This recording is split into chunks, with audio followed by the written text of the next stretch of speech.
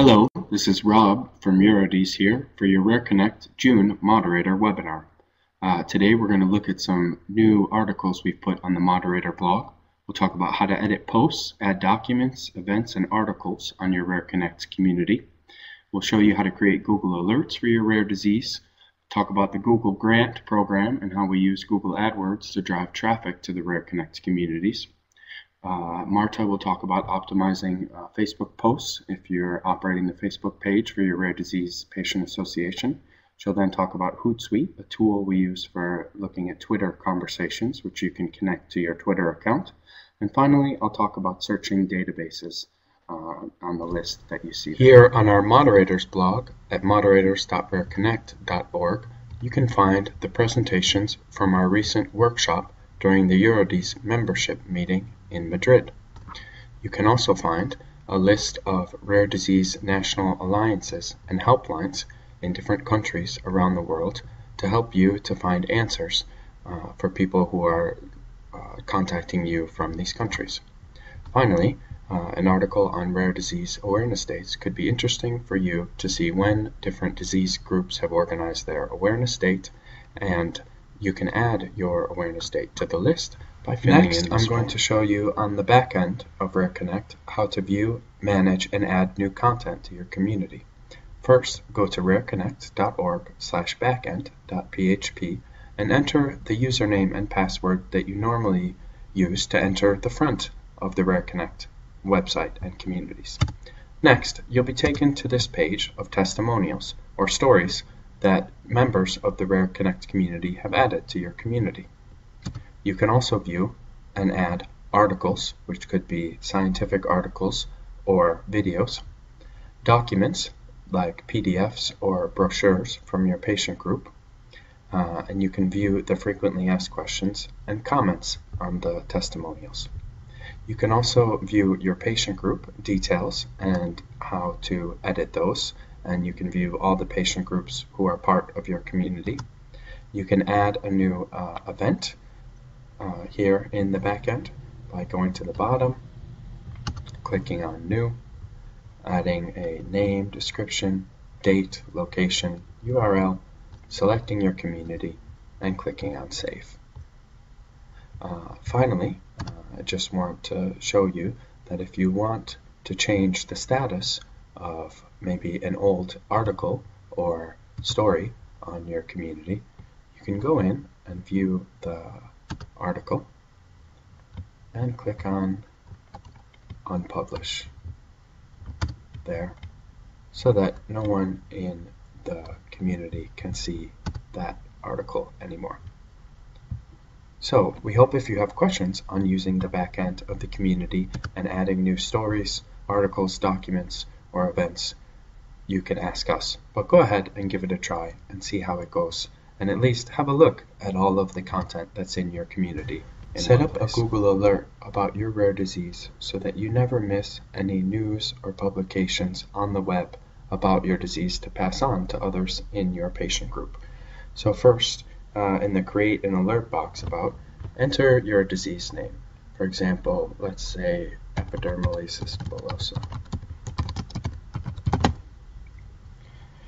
Click the Show Options button to say how often you would like to get the alerts, what types of results you want to get, and more. So you might want to make it only once a week, and all sources of news, which just means Google, and only the best results. Click Create Alert, and then your alert will be set up, and you will start to get emails anytime Google finds new search results. Did you know that Google also offers support to nonprofits and rare disease patient groups? Check out the Google Nonprofit Center to see if your rare disease charity could be on the list of eligible groups that could receive free Google products. You can also do the application process online. You just need to make sure that your country is on their list here and they can work with you. You can then get a Google grant for products like Google advertising. We get $10,000 per month in in-kind AdWords, which we use and have set up campaigns on different rare disease keywords to send people to RareConnect and join in the communities and conversations. Here you can see in the last week of this month, we've already had $2,860 worth of clicks from Google sent to our communities. So I hope you can see if your group could be eligible and take advantage of a nice service like this offered by Google to attract more people to your website or your homepage, or specific sections like a newly diagnosed guide or a parent's guide. And you could use this pay-per-click advertising model for free to your benefit from Google with really minimal work on your part to get it started. So go to the Nonprofits Help Center and get it started. Hello everybody, today. I'm Marta, Rob's colleague, and I wanted to talk about a couple of things. First of all, talk about how to optimize your Facebook posts, and second, I want to share with you the tool HootSuite after this. So, well, I think maybe all of you know how to use Facebook, but I just wanted to show you some best practices we use on the RareConnect Facebook page. Share it with you so you can implement it in your Facebook page.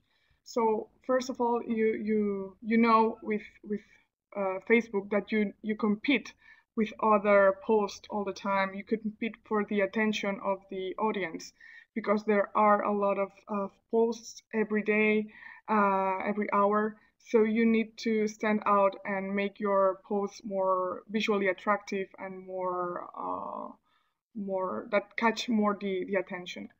So one of the tricks is to change the image of the Facebook post, because when, for example, you add a link and you see that this preview here that's not exactly the same, it's small, it's scattered. So you just need to click on upload an image and then select the same image or even another one, and it will, where is it? Here. And it will show up perfectly. You can see it now, much bigger, much clearer. It catches the attention of your followers. And then you can also delete the link, because if you delete the link now, it still shows up here. So people will click here and will go to the website. You can edit also this headline here. Maybe is too short, or it's not clear, or it's not exactly what you want to say. So you can edit it and add, for example, your website here to make it more attractive. You can also edit the description of the link. And if you think it's interesting or it's useful, you can also tag people. Just add the arroba first and start typing the name of an organization or of a patient group, and you can add as many as you want. And it looks nice. It's good for the Facebook algorithm, because Facebook understands that you are creating a good post, more attractive, and it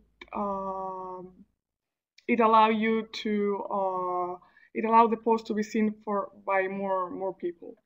So you can publish it, or you can schedule it for later, maybe for maybe to be published within a few days or a few weeks or even a few months.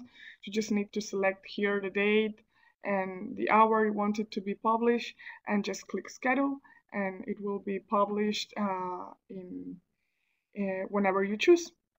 So this is one of the one interesting best practice to follow each time you create a post. I think Stella had a question. Stella, do you want to type that? Or you can attach your microphone too, and please ask.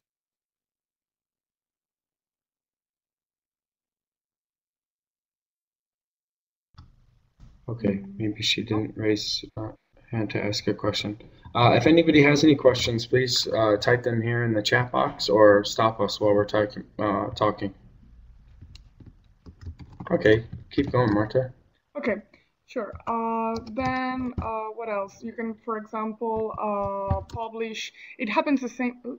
Okay, it happens the same. It works the same way with, for example, YouTube videos. You can copy the link here and then delete it, and you still see the preview, and it makes the post more clear, more simple, and more short. So you'll have a better reach of people. See, you can see here how many people this post reach and how many people have seen your post. So you can go to our Facebook page and see some of our posts. You can see how the variety of posts, or ask us any questions if you want our help with Facebook posts, or if we can give you some advice about that. Okay, yeah. Is there a question? No. Okay, I was just hearing some noise. It's fine. The next tool I wanted to share was HootSuite. Some of you may already know about this tool. We have been using it for a long time. For us, it's a must, and we use it every day to manage our social media channels.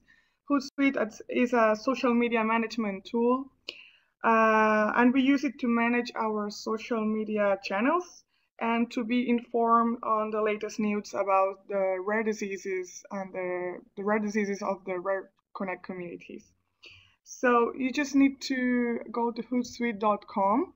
You can use the free version or the pro version. The RareConnect team, we use the free version. It's enough for us, and it works well, because you can use up to 3 different social media channels. You can add, for example, 3 different social media channels, or 3 Twitter accounts, 3 Facebook accounts, 3 LinkedIn accounts, and you can create all different streams and all different columns. You'll see it now. So I'm going to log in. So this is our dashboard. Once you register and fill in the form and authorize HootSuite the permission to use your Twitter account, you would see this completely empty. Okay, you'll see all these columns empty. And then what you have to do is add your social networks. If you want to add a Twitter account, you just go here, click connect to Twitter, and then authorize the app. And then maybe if you want to connect your Facebook page, the same. And you just need to authorize the app, authorize HootSuite to use your profile. So then the most interesting, one of the most interesting part of this and features of this tool is that you can add streams. You can follow the conversation about your rare disease, or for example, about an orphan drug, or symptoms, or associations, or stakeholders. So you just need to select your profile and add, for example, one, and then you add a stream. So here you've created a new stream for Castleman disease, and you have all the latest tweets about this disease, tweets on real time. You still can, for example, reply, retweet, send a direct message, and on other functions that you can use. And you don't need to go to Twitter and find and go back and go back to the HootSuite and then go back to Twitter. Just you can do everything. You could do it with Twitter. You can do it with just one dashboard, and it saves you a lot of time, and it helps you organize your communication, It helps you also to schedule tweets. So you can write here the tweet and then add the link here and schedule it for the future, just like Facebook. And you can here you can see all the tweets that you have scheduled. You can edit the tweets and reschedule it for the future, or maybe delete the tweets, and you can see all the tweets you've published. So it's a very complete tool, and we use it very much. You can see here all the tabs we have. We have like almost 20 tabs with different diseases and different keywords. So we can track and we can keep an eye on the latest news about different rare diseases. At the beginning, it might be a little bit difficult to use, but once you understand the platform and you understand how to use it, how it works, it's very useful. And for us, it's a tool. It's a must. It's a tool we use almost every day. Finally, let's go through a few rare disease resources and databases that you can use to find more information about your disease. First is the NORD Rare Disease Reports, which are maintained by the NORD Medical Education Team. There's about 1,200 reports in non-technical lay person language that are freely available there, and it's supported by educational grants to develop these reports and to update the existing ones. If you do see that your disease has a report on the NORD database and it's not updated, you can contact them to find out more about that. So, besides NORD in the United States, you have Orphanet in Europe. So, Orphanet is the reference portal for information on rare diseases and orphan drugs. It's for all audiences, and its aim is to improve the diagnosis, care, and treatment of patients with a rare disease. You can search for your rare disease here and get a short article that has very interesting links on the side attached to it. So let's look at the article for Behçet's disease. See this additional information box? Here on the right, maybe you can find some other websites or even get a link to your patient group added here in the patient organization section. So visit Orphanet and see about the reports they have and also the rare disease article for your disease.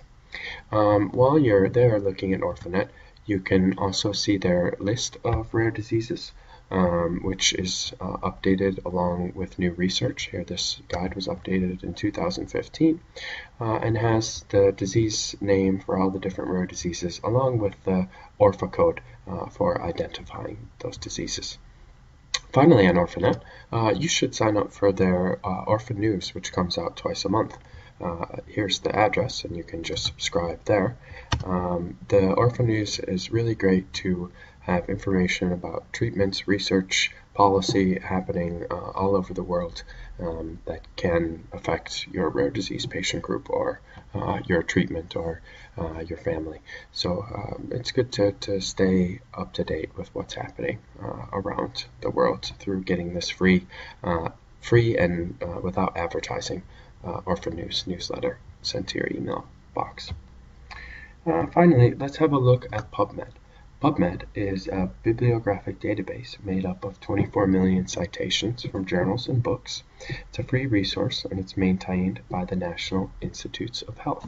You can search for articles about your rare disease here